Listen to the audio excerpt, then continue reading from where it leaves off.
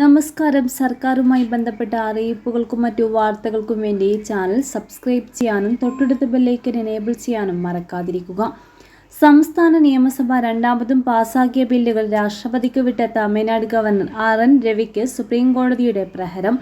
ഭരണഘടനാ അനുച്ഛേദം 200 പ്രകാരം ഗവർണർക്ക് ബില്ലിന് അനുമതി നൽകാനോ നിഷേധിക്കാനോ അധികാരമുണ്ട്. എന്നാൽ രണ്ടാമതു സഭ പാസാക്കി സമർപ്പിച്ച ബില്ല് രാഷ്ട്രപതിയുടെ പരിഗണനയ്ക്ക് വിടാൻ ഗവർണർക്ക് അധികാരമില്ലെന്ന് ജസ്റ്റിസുമാരായ JB പർദിവാല, R മഹാദേവൻ എന്നിവർ ചൂണ്ടിക്കാട്ടി.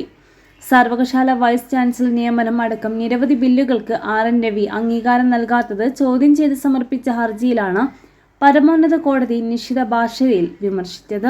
ഗവർണർ തിരിച്ചയച്ചതിനെ തുടർന്ന് രണ്ടാമത് സഭ പാസാക്കി അയച്ച ബില്ലുകൾ ഗവർണർ രാഷ്ട്രപതിക്ക് അയച്ചതായി തമിഴ്നാട് സർക്കാരിന് വേണ്ടി ഹാജരായ അഭിഭാഷകൻ രാകേഷ് ദ്വിവേദി ഡിവിഷണൽ ബെഞ്ച് മുമ്പാകെ ബോധിപ്പിച്ചു.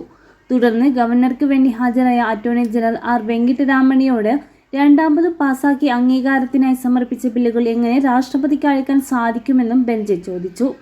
ബില്ലുകളിൽ തീരുമാനമെടുക്കാൻ ഗവർണർ സ്വന്തം നടപടിക്രമം സ്വീകരിക്കുന്നത് ഉചിതമല്ലെന്നും ജസ്റ്റിസ് പർദിവാല വാക്കാൽ നിർദ്ദേശിച്ചു.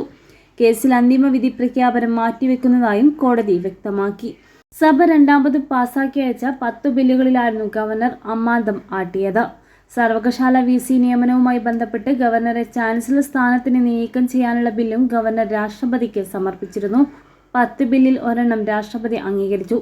ശേഷിച്ച 7 നിരസിക്കുകയും 2 പരിഗണിക്കാതെ വിടുകയും ചെയ്യുകയായിരുന്നു. നേരത്തെ ഈ മാസം 6 നടന്ന വാദത്തിനിടെ ഗവർണറുടെ നടപടി കാരണം സംസ്ഥാനത്തെ ജനങ്ങളും സർക്കാരും ദുരിതം അനുഭവിക്കുന്നതായി സുപ്രീം കോടതി ചൂണ്ടിക്കാട്ടിയിരുന്നു.